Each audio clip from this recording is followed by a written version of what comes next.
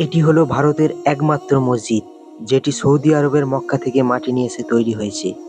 এই মসজিদটি তৈরি হতে প্রায় ৭৭ বছর টাইম লেগেছিল। ৮,০০০-এরও বেশি শ্রমিক বা কারিগর মিলে এই মসজিদটি তৈরি করেছিল।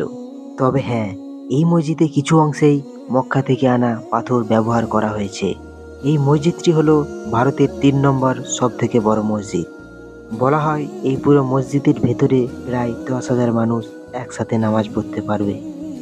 এই মসজিদ রয়েছে ভারতের হায়দ্রাবাদে, একদম চারমিনারের পাশেই। আর এই মসজিদটির নাম হলো মক্কা মসজিদ। তো চলুন আজকে আপনাদের পুরো মসজিদটি ঘুরে দেখাবো। এটি হলো মক্কা মসজিদের মেন গেট।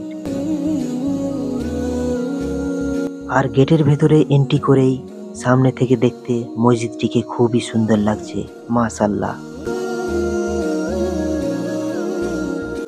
আর এটি হলো এই মসজিদের অজুখানা, যেটি খুবই সুন্দর।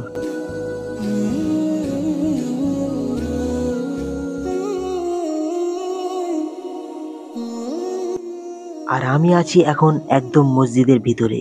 আর মসজিদের ভেতরটা দেখুন, মাশাআল্লাহ, কতটা অসাধারণ।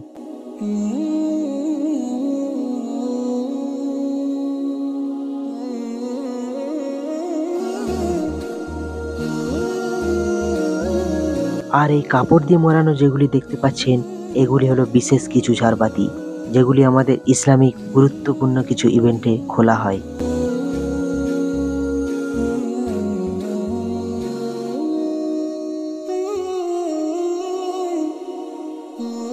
তো এই ছিল মক্কা মসজিদের ভিডিও।